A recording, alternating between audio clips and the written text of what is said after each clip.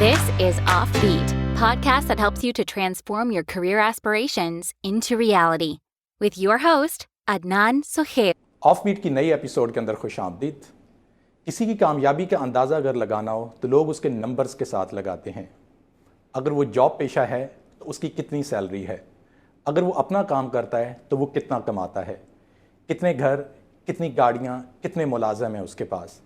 अगर आपने किसी एक तालिब इल्म, एक स्टूडेंट के बारे में देखना हो कि वो कितना कामयाब है तो लोग अंदाज़ा लगाते हैं कि उसकी कौन सी पोजीशन आई, उसके कितने मार्क्स आए, उसको कौन सी स्कॉलरशिप मिली। ये चीज़ें हैं जो लोगों को बताती हैं कि कोई कितना कामयाब है। लेकिन वो कामयाब कैसे हुआ, उस चीज़ को अगर आपने देखना हो तो हमें कामयाबी या सक्सेस की डेफिनेशन को दो हिस्सों के अंदर तकसीम करना होगा। कामयाबी या सक्सेस दो हिस्सों का मजमूआ है। एक होती है उसके अंदर टेक्निकल नॉलेज या टेक्निकल स्किल्स, जैसे कि अगर एक कोई डॉक्टर है या इंजीनियर है तो उसके पास उसका जो इल्म है उसको कहा जाएगा टेक्निकल नॉलेज। दूसरी आ जाती है सॉफ्ट स्किल्स। अब सॉफ्ट स्किल्स की डेफिनेशन तो शायद मुश्किल है, लेकिन इसका हिस्सा, इसकी इम्पॉर्टेंस जो है वो किसी के भी करियर के अंदर या डे टू डे लाइफ के अंदर बहुत ज़्यादा अहम है। मेरे पास पिछली एक वीक के अंदर, बिकॉज लास्ट एपिसोड के अंदर हमने बात की थी कुछ सॉफ्ट स्किल्स को इम्प्रूव करने की, तो I received a lot of messages YouTube के ऊपर, फेसबुक के ऊपर, जिसमें लोगों ने कहा कि जी आप सॉफ्ट स्किल्स के ऊपर बताएं कि हम कैसे उसको इम्प्रूव कर सकते हैं, वो कौन सी सॉफ्ट स्किल्स हैं जिनको हमें सीखना चाहिए।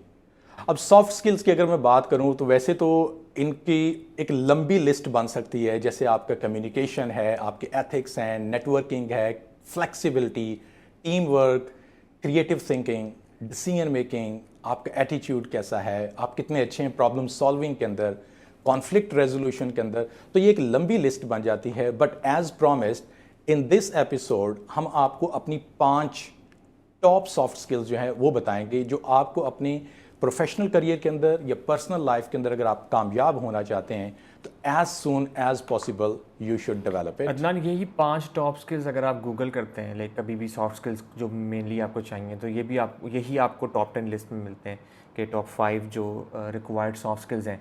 और जब कोई सीवी अपनी लिख रहा होता है तो उसमें भी मैंने देखा है मोस्टली लोग इन चीज़ों को मेंशन कर देते हैं कि हम लोग टीम बिल्डिंग स्किल्स हैं, हमें कम्युनिकेशन स्किल्स हैं, इंटरपर्सनल स्किल्स हैं, इनको हाईलाइट कर देते हैं। लेकिन जब एचआर उनको असेस करते हैं तो वो बड़ी क्लियरली मिसिंग नज़र आते हैं। ख़ास तौर पे वो लोग जो कि सिर्फ कॉलेज में पढ़ रहे हैं और साथ के साथ काम नहीं कर रहे। चलिए तो स्टार्ट करता हूं जी मैं अपनी दी मोस्ट इम्पॉर्टेंट स्किल, जिसके ऊपर अगर हम एक की बजाय 5 प्रोग्राम भी कर दें तो शायद वो कम होंगे, and that's the communication skills. Communication skills, communication है क्या? The way to transfer the message. आप जो बात कर रहे हैं उसको दूसरे तक पहुंचाना, आपकी जो थॉट्स हैं उसको दूसरे तक आपने पहुंचाना, और इस अंदाज के अंदर पहुंचाना कि जैसे आप पहुंचाना चाहते हैं वो बिल्कुल उसको वैसे ही मिले। अब कम्युनिकेशन को हम 2 हिस्सों में डिवाइड कर सकते हैं। एक होती है आपकी वर्बल मींस जिसके अंदर आपकी रिटन कम्युनिकेशन आ जाती है और आपकी जो आप बोल के किसी के साथ बातचीत करते हैं वो वाली। और फिर आपकी आ जाती है नॉन वर्बल, जो कि बहुत ही इम्पॉर्टेंट हैं। आपके वर्बल के अंदर पूरे जो इमोशंस ऐड होते हैं वो होती हैं आपकी नॉन वर्बल के साथ, जिसको आप बॉडी लैंग्वेज कहा जा सकता है। आपके फेशियल एक्सप्रेशन कैसे होते हैं जब आप किसी से बात कर रहे हैं, आपकी बात करने की टोन कैसी है, आप कितना ऊंची बोल रहे हैं, कितना आप स्लो उसके साथ बात कर रहे हैं, तो और उसके अंदर आप मतलब कि कितना कर्टसी का एलिमेंट जो है उसको शामिल करते हैं। तो कम्युनिकेशन के वर्बल और नॉन वर्बल दोनों हिस्सों के अंदर अगर आप इसको मास्टर करना चाहते हैं, अगर आप इस चीज़ को अपनी स्किल्स इसके अंदर बहुत ज़्यादा इम्प्रूव करना चाहते हैं, तो वो आपकी कम्युनिकेशन के अंदर कुछ 4 से 5 चीज़ें मैं आपको बता देता हूँ। जैसे कि क्लैरिटी ऑफ मैसेज। जब भी आप किसी के साथ बात कर रहे हो तो आपका मैसेज अगले तक क्लियर पहुँचना चाहिए, उसके अंदर कोई एम्बिग्विटी नहीं होनी चाहिए, उसमें कोई झोल नहीं होना चाहिए कि आप कुछ कह रहे हैं और अगले को वो कुछ समझ आ रहा है। मैं अंडरस्टैंड कर सकता हूँ कि हम जिस सोसाइटी के अंदर रहते हैं वहाँ पे लोग some time straightforward clear cut बात करने से हिचकिचाते हैं, झिझकते हैं, ताकि अगले को बुरा ना लगे। लेकिन उस चीज़ को भी कवर करने के लिए हमारे पास जब आप क्लियर बात करते हैं तो उसके अंदर फिर कर्टसी भी ज़रूर होनी चाहिए। आप किसी के सर के ऊपर हथौड़ा नहीं मारेंगे, आप उसके साथ मुस्करा के, आप उसके साथ एथिक्स की लिमिट के अंदर रहते हुए अगर आप बात करते हैं तो उससे ये कि मैसेज भी कन्वे हो जाता है और उसके अंदर एक सॉफ्टनेस का एलिमेंट भी जाता है।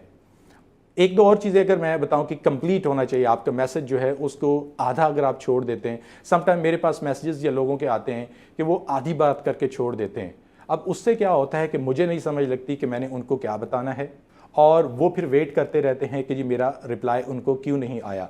तो मैं कोशिश करता हूँ सब लोगों को बताने की कि जब आपका मैसेज आए, ये भी एक कम्युनिकेशन है, तो कंप्लीट होना चाहिए, कंसाइज होना चाहिए। ना तो अलिफ लैला की दास्तान बहुत लंबी हो और ना ही वो इतना छोटा हो कि उसके ऊपर मुझे 5 क्वेश्चन या किसी भी पर्सन को आपसे 4-5 क्वेश्चन और पूछने पड़े कि आपने ये ऐसे क्यों कहा, ये इसकी क्या वजह है, ये इससे आपकी क्या मुराद है। और एक और चीज़ प्लीज़, वो है आपकी ट्रुथफुलनेस, आपकी करेक्टनेस, कि जब भी आप किसी के साथ बात कर रहे हों तो आपका करेक्ट होना, ट्रुथफुल होना और सच्ची बात करना, स्ट्रेट फॉरवर्ड बात करना बहुत ज़रूरी है। कुछ ऐड करेंगे आप साथ इसमें? कम्युनिकेशन स्किल्स में आप देखिए, जितना भी ज़्यादा हम बात करेंगे, जैसे आपने पहले मेंशन किया, तो मेरा ये सवाल देखने वालों से है जो कमेंट्स में इसको आंसर कर सकते हैं कि आपको अपने कौन से पर्टिकुलर कम्युनिकेशन स्किल्स के ऊपर वर्कआउट करना है। इस रेफरेंस से जो अदनान ने भी बताया कि आपको कंप्लीट, कंसाइज और क्लियर कम्युनिकेशन के अंदर किस एलिमेंट पर ज़्यादा काम करना है, वो आपसे डिस्कस करें ताकि हम मज़ीद उसके ऊपर बात कर सकें। मैं भी कम्युनिकेशन के हवाले से अगर किसी एरिया को टच करूँगा तो वो ख़ास तौर पे उन लोगों के लिए है जो कि ज़्यादा कम्युनिकेट नहीं करते लोगों से, इंट्रोवर्ट पर्सनैलिटीज़ होती हैं, एंटी सोशल पर्सनैलिटीज़ होती हैं, जो ख़ुद को कन्फाइन रखते हैं और ज़्यादा बात नहीं करते। उनको ये हमेशा लगता है कि शायद जब हम बात करेंगे तो हम इतनी अच्छी बात नहीं कर सकते, तो उनके लिए कुछ करेक्ट किस्म के मेजर्स हैं जो वो ले सकते हैं, क्योंकि जब आपको करियर अपना बिल्ड करना तो कम्युनिकेशन स्किल्स आपके डेफिनेटली इंपॉर्टेंट है, आपको बिल्डअप तो करने पड़ेंगे। तो उसमें फ़ंडामेंटल एक चीज़ ये है कि जब आप अपनी बोलने की और लिखने की कम्युनिकेशन में एक कोहेरेंस लेकर आएँ, यानी जो आप बोल रहे हैं और जो आप लिख रहे हैं वो एक जैसा लगे, तो उससे आपका मैसेज थ्रू होता है, लोग आपकी पर्सनैलिटी को अंडरस्टैंड कर सकते हैं। जैसा आप क्लियरली उसको आइडेंटिफाई करते रहेंगे और बताते रहेंगे, तो लोग आपके खामोश रहने को आपकी कमज़ोरी नहीं समझेंगे, बल्कि उनको पता है कि ये लिख कर एक ईमेल के ज़रिए या अच्छे तरीके से कम्युनिकेट कर सकता है। दूसरी एक इम्पॉर्टेंट चीज़ ये है कि आप जब भी कभी किसी मौजू के ऊपर बात करना चाहते हैं तो उसको अपने दिमाग में डिटेल में सोचें कि मैं इसके किस किस एरिया के बारे में बात करूंगा। मिसाल के तौर पर जैसे आज हम ये प्रोग्राम करने लगे हैं, तो इससे पहले हमने एटलीस्ट 3 से 4 घंटे का एक होमवर्क किया हुआ है कि हम लोग क्या क्या बातें कहाँ कहाँ से करेंगे। अगर सिर्फ उसको बुलेट पॉइंट्स आप सोचेंगे तो जब आप बात करने लगेंगे तो आपके पास कहने के लिए अल्फाज नहीं होंगे, उसके बाद बार बार पॉजेज़ मिलेंगे और बार बार रुकेंगे आप, उससे कम्युनिकेशन जो डिस्टर्ब होती है। और सबसे इम्पॉर्टेंट फैक्टर ये है कि आप डिफरेंट तरह के जो मुबाहिसे होते हैं, बहसें होती हैं, उनमें हिस्सा लें, उनमें पार्टिसिपेट करें और अपना जो भी आपका नज़रिया है उसको कहने की कोशिश करें और अपना जो पॉइंट है वो पुट फॉरवर्ड करें। इस तरीके से आपको प्रैक्टिस होगी, आपको पता चलेगा कि आप कम्युनिकेशन में कहाँ पे कमज़ोरी है और कहाँ पे आप बेहतर हैं। तो आपके जो भी दिमाग में बन रहा है और जो आप कह रहे हैं वो आहिस्ता आहिस्ता कोहेरेंट होना शुरू हो जाएगा। बहुत से लोग ये कहते हैं कि मैं कहना कुछ चाह रहा हूँ लेकिन अब मैं बता नहीं पा रहा आपको, मैं सोच कुछ रहा हूँ, मैं कह नहीं पा रहा। उसकी रीज़न यही है कि आपने प्रैक्टिस उससे नहीं किया हुआ। और लास्टली सबसे इम्पोर्टेंट चीज़ अदनान, आपको लगता है कम्युनिकेशन में वो लिसनिंग है, क्योंकि सिर्फ बोलना ही कम्युनिकेशन नहीं होती बल्कि लिसनिंग भी कम्युनिकेशन होती है। आपने सुनना भी है और डिटेल में सुनना है और ठहर के सुनना है और मुकम्मल बात सुननी है कि दूसरा शख्स आपसे क्या कहना चाह रहा है, तभी आप एक बेहतर जवाब बना सकते हैं, तभी आप एक बेहतर रिप्लाई दे सकते हैं उसको। इख्तिलाफ़ राय के ऊपर दूसरी एपिसोड के अंदर बात की थी कि जब आप बहस करते हैं, किसी के साथ डिस्कशन के अंदर हिस्सा लेते हैं, तो आप उनकी बात को लिसन करें, अंडरस्टैंड करें और फिर अपना जवाब ज़रूर भी दें। उससे जैसे साथ ने बताया कि आपके अंदर एक कॉन्फिडेंस लेवल जो है वो आपका बिल्ड होगा और उसके साथ साथ आपको डिफरेंट सिचुएशन के अंदर कैसे आपने इमीडिएटली उसके ऊपर सोच के अपना जवाब देना। लेकिन एक चीज़ का ज़रूर आप ख्याल रखें कि जब भी आप किसी डिस्कशन का हिस्सा बनते हैं तो उसमें किसी को राइट या रॉन्ग प्रूव करके उठना जो है वो ज़रूरी नहीं है। आप मतलब कि you can make your way, जब आपको लगता है कि एक हद तक आपने बात कर दी है और अगर उसका सोल्यूशन नहीं निकल रहा तो यू कैन स्टॉप देयर, लेकिन उसका मतलब ये कि नहीं कि आपने उसके साथ लड़ाई झगड़ा करना है। इसी के साथ अगर मैं साथ आपसे बात ये करूं कि अब ये हम कर्टेसी की बार बार बात कर रहे हैं, हम बात कर रहे हैं कि जी आपको उनके साथ लड़ाई झगड़ा नहीं करना है, और तो ये क्या चीज़ एथिकल डेफिनेशन के अंदर आती है कि जब आप किसी के साथ गुफ्तगू कर रहे हैं तो आपने उन एथिक्स जो हैं उनको भी मद्देनज़र रखना है। And I can understand that this is one of the most important skill along with communication, वो हैं आपके strong ethics. Strong ethics work ethics मैं इसमें डिस्कस कर रहा हूँ, क्योंकि every religion have its own set of rules जिनको हम एथिक्स कहते हैं, मोरालिटी कहते हैं। हम यहाँ पे मोस्टली वर्क एथिक्स या आपकी प्रोफेशनल लाइफ में जो मरूज़ खातिर रखने वाले एथिक्स हैं उनकी बात करें तो ये आपके बैकग्राउंड में हमेशा चलते हैं। लोग आपको डेफिनेटली जज करते हैं आपके कम्युनिकेशन को देख के कि आपके एथिक्स मोरालिटी पीछे क्या है। जब आप कम्युनिकेट करते हैं, किसी बात के ऊपर हंसते हैं या किसी बात के ऊपर गुस्सा करते हैं या किसी बात के ऊपर आप सीरियस होते हैं, तो ये डिफ़ाइन करता है कि आप उस सिचुएशन को किस नज़रिए से देख रहे हैं। वो नज़रिया आपके एथिक्स में से आता है। तो स्ट्रॉन्ग एथिक्स का होना ये बैकग्राउंड में आपके तमाम सॉफ्ट स्किल्स के काम कर रहा होता है। तो अदनान, हम लोग चंद एक प्रोफेशनल एथिक्स को डिस्कस कर लेते हैं। और मेरा अपना ख्याल ये था कि हम लोग एक कन्वेंशनली टॉप 5 एथिक्स या कुछ इस तरीके से वीडियोस मिलती हैं, लेकिन कहीं पर कैसे हम ख़ुद को ना चाहते हुए एक अनएथिकल सिचुएशन में या अनएथिकल साइकोलॉजी डेवलप कर लेते हैं ना चाहते हुए, और उसको डिस्कस करते हैं। If you like our content, please subscribe to our channel. Now, back to the show. अगर आप अपनी प्रोफेशनल और पर्सनल दोनों लाइफ के अंदर एथिक्स की बात करूं तो वो हमें हर लिहाज में, क्योंकि ये एक प्रैक्टिस होती है और ये प्रैक्टिस आपकी फ्रॉम द चाइल्डहुड, आपके एडल्टहुड, और फिर आपकी वही चीज़ जो है प्रोफेशनल लाइफ के अंदर जाती है। जो स्टूडेंट हैं आज, उनको अभी से ही अपने आप को एथिकल प्रैक्टिसेस के अंदर लेकर जाना पड़ेगा। उसकी रीज़न ये है कि ये कोई ऐसी मशीन नहीं है, ये कोई ऐसी चीज़ नहीं है, जैसे मैंने शुरू में कहा है कि टेक्निकल नॉलेज या हार्ड स्किल्स जो हैं वो आप किसी भी पॉइंट ऑफ टाइम के ऊपर 2 महीने, 2 साल, 6 महीने के अंदर आप उसको हासिल कर सकते हैं। लेकिन सॉफ्ट स्किल्स जो होती हैं उनको आपको शुरू से ही अपने साथ डेवलप करते रहना चाहिए। तो एथिक्स जो है उसके अंदर एक चीज़ है। अनफॉर्चुनेटली मैं अगेन कहूँगा कि कुछ सोसाइटीज़ के अंदर ये होता है कि अगर लेट्स से कोई बस के अंदर ट्रैवल कर रहा है और बस में वो किराया दिए बगैर उतर गया है, तो लोग उसको कहते हैं कि यार वो तो बड़ा स्मार्ट है, यार वो तो बड़ा सियाना निकला है, उसने तो मतलब कि ऐसे कर दिया। इसी तरीके से एग्ज़ाम्स के अंदर जो लोग चीट करते हैं तो वो अपने आप को समझते हैं कि हम तो बहुत ज़्यादा होशियार हैं। अनफॉर्चुनेटली जो ब्राइबरी करते हैं, रिश्वत दे के जॉब हासिल कर लेते हैं, या जॉब के ऊपर अपनी प्रमोशंस, या जॉब के ऊपर वो रोज़ाना कहते हैं जी मेरी जॉब कितने 9 to 5 जॉब है, लेकिन कोई मसला नहीं, मैं जाता 10-11 बजे हूँ और जब दिल करे वहाँ से उठ के आ जाता हूँ। अब ये वाली वो चीज़ें हैं कि जो आपके एथिक्स को, कि आप कितने साउंड हैं इस चीज़ के अंदर, वो डिफ़ाइन करती हैं। तो अदनान, इसमें हम लोग इसको देखते हैं कि आहिस्ता आहिस्ता इंसान में एक साइकोलॉजिकल बिहेवियर डेवलप होता है जिसमें वो ख़ुद को तमाम कवानीन से बालातर समझता है, और जब जब कभी वो किसी कानून को तोड़ता है या किसी भी चीज़ के ख़िलाफ़ काम करता है तो उसको इस चीज़ से एक सेटिस्फेक्शन मिलती है और वो लोगों में इसकी शेखी बिगाड़ता है कि यानी ये तो काम मैंने, तुम इशारे पे क्यों रुक रहे हो, मैं तो इशारे जंप करता हुआ जाता हूँ, या तुम जो है स्पीड लिमिट का ख्याल क्यों रख रहे हो, मैं तो इतनी स्पीड पे गाड़ी चलाता हूँ, या जैसे आपने कहा कि मैं वक्त पे जाता हूँ, कभी मैं नहीं जाता हूँ, किसी की क्या मजाल है कि मुझे कुछ कहे, या इस तरीके से ख़ुद को किसी भी कानून से बालातर समझना, ये आपका सबसे एक मेन एथिक है जो आपने होना चाहिए कि आप उसमें एक आजिज़ी लेकर आएँ, अपने फ्लॉस को समझें कि हर इंसान में कुछ खामियां होती हैं, कोई बंदा भी जो है वो खामियों से खाली नहीं होता। तो आपको पता होना चाहिए कि मेरी भी ज़ात में फ़्लॉज़ हैं और मुझे एक कानून और रेगुलेशन और जो भी लॉज बने हुए उनको मानते हुए चलना है। ये कमज़ोरी नहीं है, ये एक मजबूती है, क्योंकि कवानीन को मानना जो है वो एक मुश्किल अमल होता है और उसके ऊपर हमेशा एक कारगर रहने के लिए आपको अपने आप को बार बार कंट्रोल करना पड़ता है। तो वो सेंस ऑफ कंट्रोल जो आप डेवलप करते हैं ये आपकी स्ट्रेंथ होती है। तो अपने आप को आजिज़ करना, तमाम तर एक कोड ऑफ कंडक्ट के लिए अपने आप को रेडी करना, ये एक मुस्बत चीज़ है। एग्जैक्टली कि अगर आप उन रूल्स को फॉलो करते हैं तो वो आप अपनी लाइफ को ही ईजी करते हैं। अगर आप स्मार्ट बनने की कोशिश करेंगे अनएथिकल प्रैक्टिसेस के साथ, तो कोई ना कोई लाइफ के अंदर एक ऐसा टाइम आएगा कि जिसके ऊपर आपको उसकी प्राइस पे करना पड़ेगी।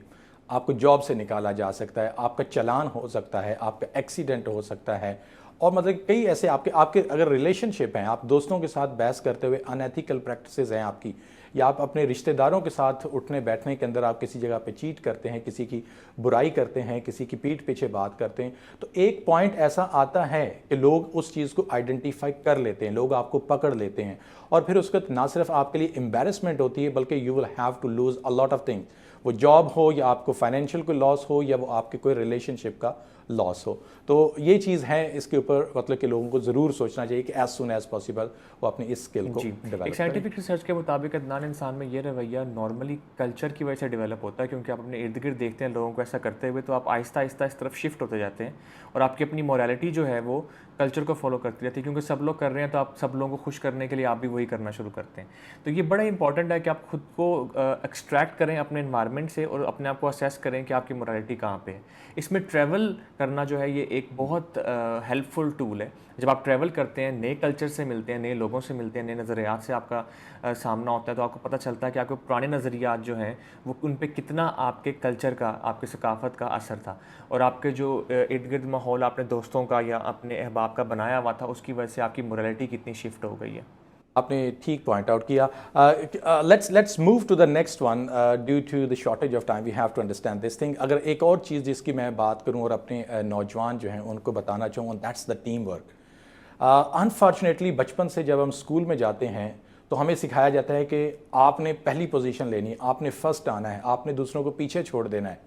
और इसी तरीके से जब वो चीज़ हम बड़े होते हैं, कॉलेज, यूनिवर्सिटी और ऑफिस के अंदर भी पहुंचते हैं, इंटरव्यू के अंदर भी पहुंचते हैं, तो हर तरफ यही होता है कि मैं हूं और जो मैंने करना है that is the best thing, और मुझे उसको अचीव करने के लिए भी किसी हद तक जाना है, because I am the individual और मैं सबसे बेहतर हूँ। तो मुझे लगता है कि nobody is perfect and no one can be except कि टीम्स हो सकती हैं। वो टीम्स कैसे हो सकती हैं कि जब आप लोगों के साथ कोलैबोरेट करते हैं, तो उसमें फिर माई वे और द हाई वे वो वाली अप्रोच नहीं होती है। फिर आप लोगों के साथ उठते हैं, बैठते हैं। आप अगर आप ऑफिस के अंदर हैं तो आप डे टू डे लाइफ के अंदर वो चीज़ें प्रैक्टिस करते हैं कि जिसमें सेंस ऑफ कोलैबोरेशन होता है। अगर टीम के अंदर 5 लोग हैं तो वो एक की शायद सोच अच्छी हो सकती है, दूसरा उसको इम्प्लीमेंट अच्छा कर सकता है, तीसरा जो है वो अच्छा फिनिशर हो सकता है। आप क्रिकेट की एग्जांपल ले लें कि क्रिकेट की टीम एक होती है। अब उस टीम के अंदर किसी एक को नहीं कहा जा सकता कि ओपनर सबसे बेहतर है। ओपनर का अपना रोल होता है, मिडिल ऑर्डर का अपना रोल होता है, और जो नीचे की होती है टीम उनका अपना रोल होता है। जब बॉलिंग की बात आती है तो वहाँ पे उनका एक अपना रोल होता है।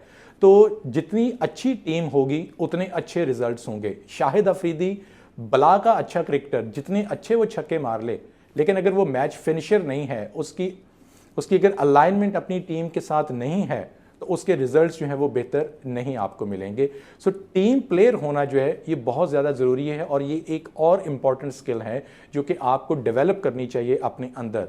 आप स्कूल कॉलेज में तो फर्स्ट पोजीशन लेने के लिए अकेले भाग दौड़ कर सकते हैं, लेकिन जब आप प्रैक्टिकल लाइफ के अंदर जाते हैं तो वहाँ पे फिर आपके लिए मुश्किल होती है। आप वहाँ पे अपनी मर्ज़ी, अपनी धौंस चलाने की कोशिश करते हैं कि ये मेरा रास्ता ऐसा है तो इसको ऐसे ही होना चाहिए, लेकिन आप अंदाज़ा लगाएं कि वहाँ पे तमाम स्मार्ट लोग मुख्तलिफ जगहों से आए होते हैं, और अगर 5 या 6 लोगों की एक टीम हो, 6 के 6 ही कहें कि जो मैं कह रहा हूँ वो ठीक है, तो आप अंडरस्टैंड कर सकते हैं कि इंडिविजुअल चाहे वो जितना बड़ा टॉपर हो, वो अगर टीम के अंदर बेहतर नहीं है तो उनके रिजल्ट्स तो ज़ीरो होंगे। अदनान, अपने आप में टीम स्पिरिट और टीम वर्क पैदा करने के लिए नौजवानों को चाहिए कि वो एक इंटरनल सेल्फ अवेयरेंस जो है उसकी प्रैक्टिस करें। अपने आप से हमेशा ये सवाल करें कि जिस तरीके से आप किसी भी सिचुएशन में अपने एक्ट को जस्टिफाई करते हैं, क्या आप उतना एडवांटेज दूसरे बंदे को भी देते हैं, उतना बर्डन ऑफ डाउट दूसरे बंदे को देते हैं। मिसाल के तौर पे अगर मेरा कोई कलीग है, वो वर्क पे लेट आ रहा है और मैं सोचूं यार इसको तो काम की परवाह ही नहीं है, ये तो इसको कुछ समझता ही नहीं है, हमेशा लेट आता है, और जब कभी मैं लेट आऊँ तो मुझे अपने बहानों का पता है कि ट्रैफिक बहुत ज़्यादा थी, या मैं तो कोशिश कर रहा था, स्कूल खुल चुके हैं तो बाहर जो है वो बसों का रश लगा हुआ था। तो जब आप अपने आप को जिस तरीके से जस्टिफाई कर सकते हैं तो दूसरे बंदे को भी समझें, उसकी सिचुएशंस को समझ कर रिएक्ट करें। तो वर्क प्लेसेस में ऐसा टीम वर्क जो है डिमॉन्स्ट्रेट करने के लिए आपको ये करने की ज़रूरत रहती है कि हमेशा अपने इमोशंस पे बहुत ही आपने सोच समझ के एक्ट करना होता है, और अजम्पशंस क्रिएट नहीं करनी होती कि दूसरा बंदा जो है वो किस बैकग्राउंड से आ रहा है, तो आप अज्यूम करें कि हाँ ये तो यही सोच रहा होगा, और इसकी ये तो है ही इतना चालाक, और ये है ही इस तरीके से। तो आप दूसरे शख्स को जो है वो एक जजमेंटल आइडिया से ना देखें, तो ही आप एक टीम स्पिरिट और टीम वर्क डेवलप कर सकते हैं, तो आप टीम्स में मूव कर सकते हैं। It means there is a chance, there is a room. ये कोई ऐसी स्किल या कोई ऐसी चीज़ नहीं है कि आपने सारी ज़िंदगी अगर टीम प्लेयर नहीं है तो आप अब भी नहीं बन सकते। आपको कुछ स्टेप्स लेने होंगे, आपको किसी जगह से स्टार्ट करना होगा। You have to start to give space to others. आपको अपने आप को दूसरों की पोजीशन या दूसरों के शूज़ में अपने आप को रख के सोचना होगा कि कोई क्या सोचता है। जब आप कोई आइडिया भी डिस्कस करते हैं तो उसमें भी आप सोचें कि दूसरे बंदे का आइडिया अगर बुरा भी है, गलत भी है, तो आप सोचें कि उसके पीछे उसका कोई एक कॉन्सेप्ट होगा। और अगेन हम बात कर रहे हैं कि अगर कोई मैथमेटिक्स हो, अगर कोई केमिस्ट्री या फिजिक्स हो, तो उसमें तो हम कह सकते हैं कि ये 2 फार्मूले या ये फार्मूला डालेंगे तो ये काम गलत हो जाएगा। जब हम सॉफ्ट स्किल्स की बात कर सकते हैं तो उसमें ये लाइन ड्रॉ कर लेना कि आप गलत हैं और मैं ठीक हूँ, ये दोनों ही चीज़ें मतलब कि ना बड़ी मुश्किल हो जाती हैं।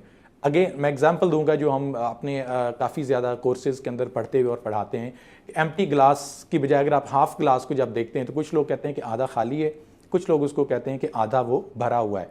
तो ये एक जो कॉन्सेप्ट होता है लोगों का कि वो किस एंगल से उस चीज़ को देख रहे हैं। जब आप वर्क प्लेस के ऊपर होंगे तो दुनिया के तमाम लोग, लेट्स से कि अगर आप किसी इंटरनेशनल मार्केट के अंदर हैं या नेशनल मार्केट के अंदर भी हैं, तो वहाँ पे लोग डिफरेंट कल्चर, डिफरेंट बैकग्राउंड के साथ आते हैं। उनकी लर्निंग जो होती है, लर्निंग का स्टाइल जो होता है, उनका एक जो माइंड सेट होता है, उसके पीछे काफ़ी ज़्यादा जो है वो कुछ ऐसी कॉजेज़ होती हैं कि जो कि उसको वहाँ पर लेकर आई होती हैं। एनी हाउ, तो लोगों को स्पेस देनी चाहिए और अपने अंदर कम्युनिकेशन जो है उसको काफ़ी ज़्यादा ओपन रखना चाहिए। जितनी आपकी टीम के अंदर, आपकी फैमिली भी आपकी एक टीम होती है, आपके दोस्त आपकी टीम होते हैं, आप अगर कोई गेम खेलते हैं तो वो टीम है, आपके कोलीग्स हैं तो वो टीम है, तो उनके अंदर वो टीम वर्क का एक स्पिरिट बिल्ड करने के लिए जो चीज़ें आपको ज़रूरी चाहिए, अगर मैं उनको जस्ट फिंगर टिप्स के ऊपर काउंट कर दूं तो पहली तो चीज़ कि कम्युनिकेशन, उसमें ओपन कम्युनिकेशन, इफेक्टिव कम्युनिकेशन और फ्रीक्वेंट कम्युनिकेशन होना ये बहुत ज़रूरी है। जब उसमें गैप्स आ जाते हैं तो लोग एक दूसरे के बारे में अज्यूम करना शुरू कर देते हैं, कॉन्सेप्ट ऐसे बना देते हैं कि शायद, जैसे साथ ने पहले डिफ़ाइन किया, कि शायद वो तो गलत है। ठीक है, ट्रैफिक की बात है, अगर आप ऑफिस में लेट आते हैं और आप मतलब कि ओपनली और ऑनेस्टली लोगों को बताते हैं कि ये रीज़न है, तो नेक्स्ट टाइम जब आप किसी को देखेंगे लेट आ रहा है तो शायद आपके भी जहन में वही चीज़ आनी चाहिए कि शायद इस वजह से ये पर्सन लेट आया है। टीम वर्क के अंदर मैं 2-3 चीज़ें और क्विकली बता दूं, उसके बाद हम साथ की तरफ चलते हैं। कॉन्फ्लिक्ट्स हो जाते हैं आपस में, प्रॉब्लम्स हो जाती हैं, तो एक अच्छा टीम प्लेयर जो होता है वो हमेशा रेजोल्यूशन, हमेशा सोल्यूशन की बात करता है, ना कि उस इशू को वो बढ़ाने की बात करता है। जब भी लाइफ के अंदर कोई एक ऐसी सिचुएशन आए तो आप उसके अंदर एक कॉन्फ्लिक्ट को रिजॉल्व करने वाले पर्सन बने। दूसरों के साथ अपनी रैपोर, अपनी रिलेशनशिप जो है उसको बेहतर से बेहतर बनाएं, और वो आप बेहतर कैसे बना सकते हैं, उसके अंदर आपकी लिसनिंग स्किल जो है वो काफ़ी ज़्यादा आपको हेल्प देगी। जितना आप लोगों को सुनेंगे, अल्लाह ताला ने आपको 1 मुंह और 2 कान दी हैं, double listen, half of that speak. तो उस वक्त क्या होगा कि आप लोगों को बेहतर तरीके से समझ सकेंगे। समटाइम एब्रप्टली आप किसी की बात सुन के उसी वक्त बोलना शुरू कर देते हैं तो लोगों को लगता है कि ओह यार, इसने मेरी बात तो सुनी नहीं, दरमियान में आ गया, और फिर उसका रिजल्ट जो है वो समटाइम ख़राब निकल। एक और इम्पॉर्टेंट स्किल वो है टाइम मैनेजमेंट।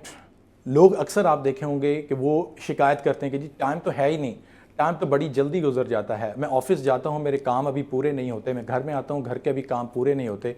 तो टाइम को मैनेज करना जो है ये भी एक आर्ट है। कुछ लोग समझते हैं कि जी मैं जल्दी उठ जाऊंगा और जल्दी सो जाऊंगा तो इससे मैनेज हो जाएगा, लेकिन ऑनेस्टली स्पीकिंग इसमें कुछ बहुत ज़्यादा डीप चीज़ें हैं अगर आप टाइम मैनेजमेंट स्किल्स को सीखना चाहते हैं। लेट्स आस्क साद कि वो इस बारे में क्या कहते हैं कि टाइम मैनेजमेंट कैसे की जा सकती है, ये कैसे स्किल डेवलप होगी? इसमें रिसेंटली बहुत ज़्यादा स्टडी हो रही है, क्योंकि लोगों का जो मोबाइल स्क्रीन टाइम है और टीवी का स्क्रीन टाइम है वो बहुत ज़्यादा बढ़ता जा रहा है, जिससे उनको नुकसान होता है और लगता है उनको कि हमारा वक्त जो है वो शायद हमारे हाथ में नहीं है। तो एक रिसर्च के मुताबिक जो सक्सेसफुल लोग हैं वो अपना फ्री टाइम किन चीज़ों में सर्व करते हैं, आपको अगर उसके बारे में भी माइंडफुल होंगे तो आप अपना स्क्रीन टाइम फ़ोन का और टीवी का कम कर सकते हैं। तो इसमें 7 चीज़ें ऐसी उन्होंने आइडेंटिफाई की हैं। एक सबसे पहली चीज़ उसकी ये है कि एक्सरसाइज करने से, अदनान, साइंटिफिकली ये बात प्रूवन है कि आपके बॉडी के केमिकल्स का बैलेंस स्ट्रेट होता है और आपका वक्त जो है वो बेहतर कटना शुरू होता है। ये 2 बातें आपस में आपको लग रहा होगा कि कितनी अनकोरिलेटेड है, लेकिन इनका कोरिलेशन बहुत स्ट्रॉन्ग है। ऐसे लोग जो कि एक्सरसाइज करते हैं वो अपने वक्त की कमी की शिकायत नहीं करते।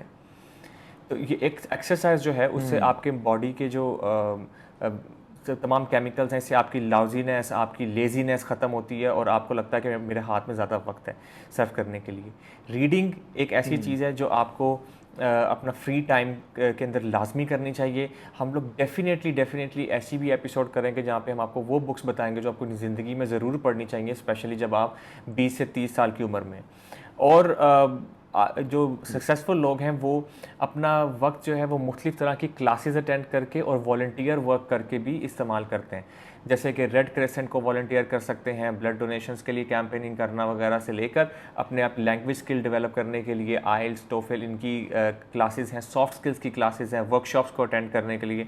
आप नेटवर्किंग के इवेंट ज़रूर अटेंड करें। घर में बैठे रहेंगे तो आपका कभी भी करियर बिल्ट जो है वो नेक्स्ट स्टेज नहीं जा सकता। You need to go out and network with people. Successful people always do this and you should always identify what is your hobby जो आपको सुकून देती है और आपकी क्रिएटिविटी को इंक्रीज़ करती है। इससे आपकी क्रिएटिव थिंकिंग जो है वो इम्प्रूव होती है। हॉबीज़ को आइडेंटिफाई करना और उनको प्रैक्टिस करना।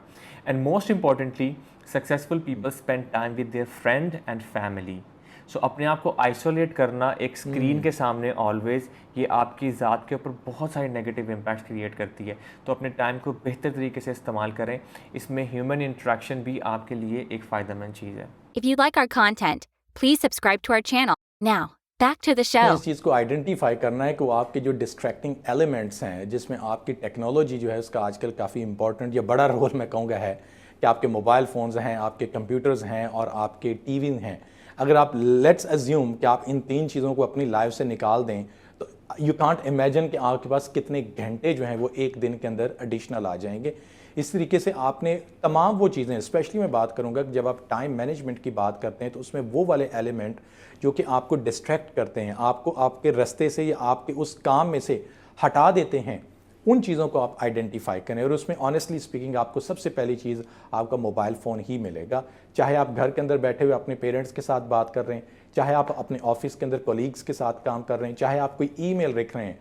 तो फॉर्चुनेटली और अनफॉर्चुनेटली ये एक चीज़ बन चुकी है कि हर आफ्टर 30 सेकंड 1 मिनट लोग जो है वो अपने मोबाइल फ़ोन्स जो हैं उसको देखते हैं। हालांकि उनको पता है कि उसके ऊपर अगर कोई मैसेज आएगा तो उसकी स्क्रीन ऑन हो जाएगी, वो रिंग करेगा, लेकिन उसके बावजूद भी लोग उसको देखते हैं। ये एक डिस्ट्रैक्टिंग एलिमेंट है, उसको वहाँ से आप निकालें। फिर ये कि आप अपने कामों को प्रायोरिटाइज़ कर लें कि कौन सा काम जो है वो अहम भी है और अर्जेंट भी है, उसको आप पहले रख लें। फिर आप देखें कि कौन सा काम अहम तो है लेकिन अर्जेंट नहीं है, उसको आप सेकंड स्टेज के ऊपर रख लें। और कौन सा काम जो वो करना है, that's the part of your job, लेकिन ना तो वो अभी इतना अहम है ना ही वो इतना अर्जेंट है, तो उसको आप थर्ड प्लेस के ऊपर रख लें। ऑफिस के अंदर अगर आपने ईमेल्स हैं उनको आपने जवाब देना है तो सेट योर टारगेट कि जी मैंने पहले 1 घंटे के अंदर तमाम ईमेल्स जो हैं कल वाली उनके जवाब देकर अब मैंने अगला कोई दूसरा कंक्रीट काम करना है। रादर कि आप सारा दिन जो है वो बार बार अपने इनबॉक्स को चेक करते रहें और फिर ये कि उसको एक ईमेल को जवाब दिया, फिर 2 को छोड़ दिया, अच्छा बाद में देता हूँ। तो ये चीज़, और इसमें एक और चीज़ भी होती है साथ कि सम टाइम लोग उसको अवॉइड इसलिए करने की शायद कोशिश करते हैं कि they don't want to confront that. वो कहते हैं कि यार अच्छा ये ईमेल तो मेरे बॉस की तरफ से है, अच्छा इसको मैं बाद में देखता हूँ। तो बाद में भी आप नहीं देखना है, लेकिन वो आपके लिए इंपॉर्टेंट होती है। अगर आप उसको जल्दी कर लेंगे तो आपका वो एक पीस ऑफ वर्क या एक जॉब जो है वो आपकी कंप्लीट हो जाएगी। इसमें मैं एक चीज़ को मेंशन करना चाहूँगा, ये आपके वीडियो कुछ 5 से 10 मिनट लेगा, कि मैंने इस साल के शुरू में ख़ुद के साथ एक रेजोल्यूशन बनाई थी कि मैं अपना जो सोशल नेटवर्क के ऊपर स्पेंड टाइम है उसको कम करूँगा, क्योंकि पिछले साल मैंने काफ़ी ज़्यादा टाइम इस पर स्पेंड किया है। तो मैंने कुछ ऐसे अचीवमेंट्स भी हैं इसमें और कुछ ऐसे इक़दाम जो मैंने किए हैं वो मैं शेयर करना चाहूँगा। एक तो ये कि मैंने अपने मोबाइल से 2 महीने के लिए फेसबुक और इंस्टाग्राम और जो भी सोशल मीडिया में यूज़ करता था उनको डिलीट कर दिया था 2 महीने के लिए। मैं कभी कभी चेक करता रहता था रेगुलरली थ्रू कंप्यूटर में बैठे, कभी देख लिया, या कभी मोबाइल में जो इंटरनेट ब्राउज़र है उसको इस्तेमाल करके मैंने देख लिया, लेकिन मैं उसमें वो नहीं करता था बिल्कुल भी। मैंने अपने डिस्प्ले पिक्चर्स को चेंज करना बंद कर दिया ताकि उस पर कमेंट्स वगैरह नहीं आए और लोग मुझे नोटिफिकेशन ना भेजें। उससे मुझे काफ़ी फ़ायदा हुआ। आहिस्ता आहिस्ता लोग मुझे भूल गए सोशल मीडिया पे, which is a good thing. तो ये करने से जो है वो एक डिटॉक्स मिला मुझे। उसके बाद मैंने अपने मोबाइल में दोबारा फेसबुक तो इंस्टॉल कर ली क्योंकि वो एक इंपॉर्टेंट चीज़ है, लेकिन मैंने उसको नोटिफिकेशन अलाउ नहीं किया कि वो मुझे नोटिफिकेशन पुश करे। यानी फेसबुक मुझे नहीं बताता कि मैं कब अपना फेसबुक खोलूँ। मैं खुद कभी सोचता हूँ अगर मेरा दिल करे तो मैं उसे खोल लेता हूँ।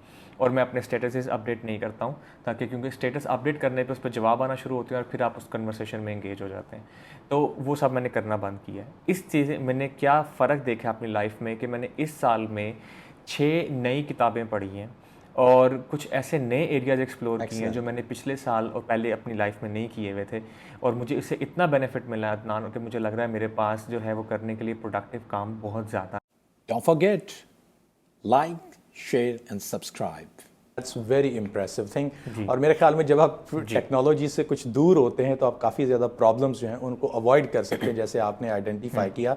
अब वर्क प्लेस के ऊपर या हमारी पर्सनल लाइफ के अंदर साथ प्रॉब्लम्स तो आती रहती हैं, ये एक नेचुरल चीज़ होती है, और प्रॉब्लम्स को ना तो ऐसे लेना चाहिए कि वो एक हमारे लिए थ्रेट है, क्योंकि अगेन जब आप लोगों के साथ रहते हैं, डिफरेंट माइंडसेट के साथ रहते हैं घर में या उनके साथ आप काम करते हैं, तो वहाँ पे कहीं ना कहीं पे जो है वो कॉन्फ्लिक्ट आ जाते हैं, कहीं ना कहीं पे प्रॉब्लम्स तो आ जाती हैं। प्रॉब्लम सॉल्विंग भी मेरे ख्याल में एक इम्पॉर्टेंट स्किल है जिसको प्रोफेशनल लाइफ और पर्सनल लाइफ में लोगों को मास्टर करना चाहिए। What do you say about it? Adnan, problem solving में एक सबसे इम्पॉर्टेंट चीज़ जो है, जो हमारी नेशन के लिए बहुत इम्पॉर्टेंट है, पाकिस्तानियों के लिए, वो ये कि आप ख़ुद को आइडेंटिफाई करना शुरू करें कि कहीं ना कहीं प्रॉब्लम्स में आपका कंट्रीब्यूशन भी होता है, जो प्रॉब्लम्स आपकी ज़िंदगी में आती हैं। हमेशा इस चीज़ को तसव्वुर करना कि ब्लेम करना कि दूसरों की वजह से ही मेरी ज़िंदगी में कोई प्रॉब्लम आ रही है या मेरे वर्क में कोई प्रॉब्लम आ रही है, ये रवैया जो है ये मस्बत नहीं है। आपको इस चीज़ को मैं तुमसे हम पे लेकर जाना चाहिए। प्रॉब्लम सॉल्विंग की सबसे बड़ी बेसिस ही यही है कि आप सबसे पहले कि मैंने ये किया, तुमने वो किया से लेकर हमने ये किया, हम इस सिचुएशन में हमें इसको रिजॉल्व करना है। तो प्रॉब्लम सॉल्विंग एक बहुत इंपॉर्टेंट टेक्निक है जो आप में लीडरशिप क्वालिटीज़ पैदा करती है और आपको बहुत आगे लेके जा सकती है। प्रॉब्लम्स जो हैं ये पार्ट ऑफ लाइफ हैं, और इनको आप ना तो बुरा कह सकते हैं, ना ही इनको आप अच्छा कह सकते हैं, और आपने उसको हल करके आगे चलना है, रादर के उसी प्रॉब्लम के अंदर ही आप उस विशेष सर्कल के अंदर ही रहें और आप फिर ये है कि उसमें से कभी भी निकल ना सकें। तो प्रॉब्लम सॉल्विंग जो है, जब आप अपने रिज्यूमे के ऊपर लिखते हैं और आप जाते हैं इंटरव्यू के अंदर, तो ऑनेस्टली स्पीकिंग आपका अगर रियली वो मतलब कि एचआर मैनेजर जो है उसको उसने रीड किया है, तो आपसे हमेशा ज़रूर पूछेगा इस चीज़ को कि आपने प्रॉब्लम सॉल्विंग का कोई एक ऐसा इंसिडेंट हमें बताएं कि कब प्रॉब्लम आई और आपने उसको कैसे हैंडल किया। तो इस चीज़ के लिए आपने अपने आप को रेडी रखना है if you are going to start your career, और अगर आप ऑलरेडी करियर के अंदर हैं तो वहाँ पे भी आपने इस चीज़ का ख्याल रखना है कि issues, problems, difference of opinion जो है ये आता रहेगा। उसका मतलब ये नहीं होता है कि ना तो कोई आपको पुश बैक कर रहा है, ना ही ये कि आपने किसी के ऊपर से चढ़ के आगे भागना है, बल्कि एक टीम वर्क, कम्युनिकेशन को ओपन रख के उस प्रॉब्लम को सॉल्व करके, बिकॉज वो प्रॉब्लम जब सॉल्व हो जाएगी तो एक हिस्सा जो है जो आपको डिस्टर्ब करने वाली चीज़ है वो तो आपका निकल गया, and now you have to move forward. आपकी स्पीड उससे बेहतर हो जाएगी आगे जाने की। जी, प्रॉब्लम सॉल्विंग में अदनान, जहाँ पे ये चीज़ें कि आपको क्या करना चाहिए इंपॉर्टेंट हैं, ये भी ज़रूरी है कि आप ये अंडरस्टैंड करें कि आपको क्या नहीं करना चाहिए। कभी भी किसी प्रॉब्लम को सॉल्व करते हुए या फेस करते हुए इमोशनल डिसीजंस लेने में आपको हमेशा नुकसान होता है। इसके साथ साथ आपको ये भी ख्याल रखना है कि हो सकता है कि आपके साथ जो लोग इस प्रॉब्लम में शामिल हैं वो इतने ज़्यादा स्किल्ड ना हों, और आपको उनको नर्चर करने की भी ज़रूरत है, उनको एम्पावर करने की ज़रूरत है, उनको डेलीगेट करने की ज़रूरत है। आपको इस चीज़ को आइडेंटिफाई करना चाहिए कि आप क्या क्या काम ऐसे हैं जिस प्रॉब्लम में खुद सॉल्व करना चाहिए अपने हाथ से, और क्या चीज़ ऐसी है जो आप डेलीगेट कर सकते हैं। इसमें इस चीज़ की क्यूरियोसिटी कि किसकी क्या स्ट्रेंथ है ये आपके में हमेशा रहनी चाहिए। जो चीज़ें आपको नहीं करनी चाहिए उनमें से ये है कि बी वेरी डायरेक्टिव, कि जिसमें एक आमराना रवैया है कि मैं बताता हूँ क्या करना, और इसको काट दो, इसको ये कर दो, इसको वो कर दो। ये रवैया जो है वो प्रॉब्लम्स को बढ़ाता है। इसके बरक्स आपको एक पार्टिसिपेटिव बिहेवियर, जहाँ पे लोगों की आप बात सुने और सबको कहें कि क्या क्या ऐसी चीज़ें हैं जो आपको बता सकते हैं, कहीं से भी आपको कोई इंपॉर्टेंट चीज़ मिल सकती है, और लोगों को एक सेंस ऑफ एम्पावरमेंट आती है जिसको वो इन्जॉय करते हैं। और जब बाद में प्रॉब्लम सॉल्व करके जो आप डिसीजन देंगे वो सब लोग उसको ऑन करेंगे। तो जो एक सेंस ऑफ कंट्रोलिंग बिहेवियर है उसको आप एक पार्टिसिपेटिव बिहेवियर में लेकर जाएं, तो ये सब चीज़ें आपको फ़ायदा देती हैं। जब आपने इंटरव्यू में किसी भी सिचुएशन को डिस्कस करना है तो मेक श्योर कि आपकी लैंग्वेज में ये कम्युनिकेशन आप एचआर को बता सकें कि आपने लोगों को नर्चर किया, आपने सिचुएशन को खुद को सिचुएशन से एक्सट्रैक्ट करके उसको अंडरस्टैंड किया, और ये कि आपने उसमें पार्टिसिपेटिव अप्रोच अपनाई, तो ये लोग हमेशा अप्रिशिएट करेंगे। That sounds great. Thank you very much Saad, great insights आपने हमारे साथ शेयर किए हैं।